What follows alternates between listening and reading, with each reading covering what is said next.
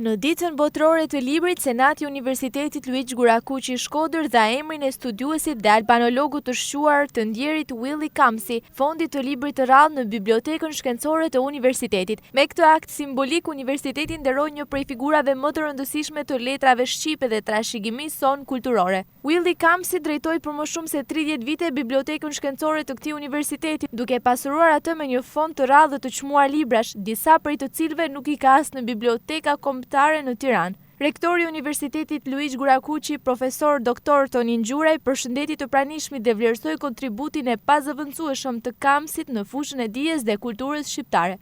Është një ditë e veçantë për universitetin, pasi nderohet një prej personaliteteve të kulturës apo të trashëgimisë kulturore jo vetëm në Shkodër, por me gjerë të botës shqiptare.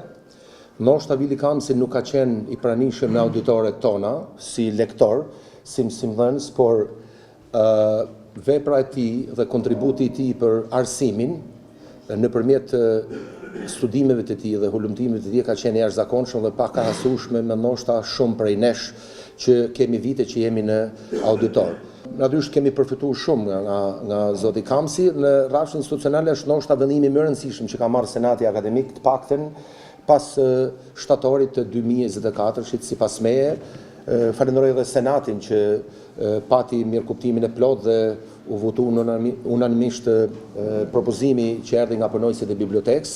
Po ashtu drejtori i bibliotekës Zoja Shkodrës, Gjovalin Çuni, mbajti një kujtesë për jetën dhe veprën e Kamsit, duke cilësuar atë si një personalitet shumë dimensional të letrave dhe mendimit shqiptar. Ndërkohë, përgjegjësia e Fondit Albano-Balkanologjik në Bibliotekën Shkencore Olimpia Kakariqi theksoi rëndësinë e kontributit të Kamsit në pasurimin e fondit me libra të rrallë dhe dorëshkrime unike. Unë jam shumë e gëzuar që sot emri i profesor Willy Kamsit po nxjerr vendin e meritum në bibliotekën tonë dhe po organizojmë këtë aktivitet për ta ndëruar dhe kujtuar figurën e tij, sepse ai nuk ishte vetëm një specialist i bibliotekave, nuk ishte vetëm një studiues, një hartues bibliografish, por ishte një krijues i një vepre të gjallë. Dhe kjo vepër është fondi i librit të rrallë.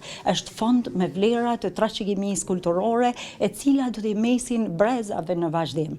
Dhe vizioni i tij ishte genial.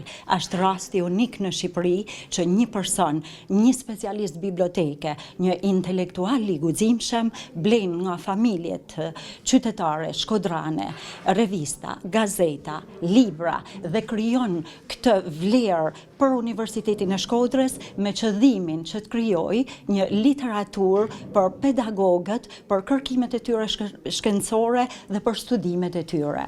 Willy Kamsi u nda nga jeta me 27 janar 2017, por emri dhe trashëgimia e tij studimore mbeten për herë në historiografinë dhe studimet shqiptare. Krahas shumë veprave të botuara, ai la pas një bibliotekë të pasur dhe dorëshkrime të rëndësishme, për të cilat sot kujdeset Biblioteka Franciskane e Shkodrës.